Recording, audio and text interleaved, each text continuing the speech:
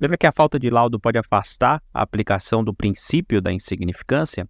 A gente já explicou aqui no YouTube, em uma videoaula gratuita, sobre tipicidade formal e informal, o que é que vem a ser o princípio da insignificância. Lá naquela aula a gente já explicou o que é esse princípio. Eu vou deixar o link aqui embaixo para você acessar a aula para se aprofundar no tema. Contudo, para ser breve e posicionar você nesse vídeo, eu vou explicar rapidamente o conceito de insignificância. O crime é constituído pela tipicidade, licitude e culpabilidade. A tipicidade é o elemento do crime para a doutrina majoritária. Essa tipicidade ela subdivide-se em tipicidade formal e tipicidade material. A tipicidade formal é a adequação da conduta ao tipo penal. A adequação aqui precisa ser perfeita. Por exemplo, se alguém subtrai para si coisa alheia móvel, então está presente a tipicidade formal, já que a conduta adequa-se, alinha-se ao tipo penal do furto do artigo 155 do Código Penal, que dispõe o seguinte: subtrair para si ou para outrem coisa alheia móvel. A tipicidade material, por sua vez, guarda relação com a efetiva lesão ou exposição de perigo de um bem jurídico penalmente tutelado. A lesão, contudo, ela precisa ser relevante, ou seja, precisa impactar, com base no princípio da razoabilidade, o patrimônio da vítima. A insignificância de uma lesão enseja o afastamento da tipicidade material e, como consequência, o afastamento do próprio crime. O princípio da insignificância afasta, então, justamente a tipicidade material ante a insignificância da lesão ou exposição de lesão do bem jurídico tutelado. A análise da insignificância da lesão depende de uma série de variáveis.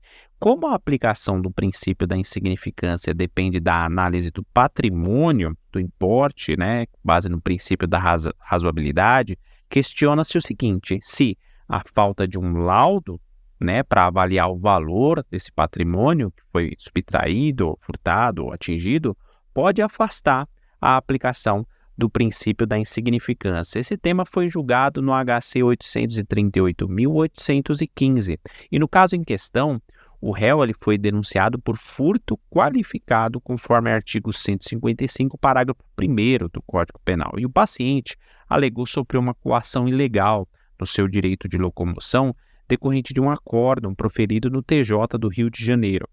O acórdão original negou o pedido de habeas corpus e a Defensoria Pública alegou que não foi reconhecida a bagatela, o princípio da insignificância, pedindo, por consequência, aí, o trancamento da ação penal.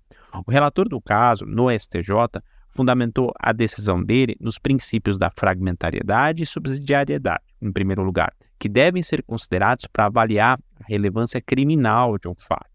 Ele destacou que a tipicidade e a ilicitude são categorias de conteúdo absoluto e que a política criminal e a dogmática devem dialogar sobre a bagatela, ou seja, a insignificância, o princípio da insignificância, considerando o valor dos bens subtraídos e o comportamento social do acusado. O ministro também ressaltou que os registros da vida pregressa devem ser vistos como elementos objetivos, não subjetivos, para avaliar a punibilidade.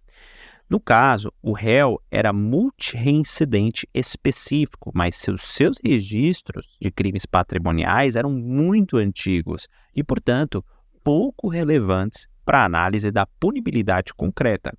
A decisão também abordou a ausência de laudo de avaliação dos bens subtraídos, considerando que o denunciado não poderia ser prejudicado por essa ausência, por essa falta de laudo. Então, a falta de laudo dos bens subtraídos não poderia prejudicar o acusado de modo a afastar a aplicação, a incidência do princípio da insignificância.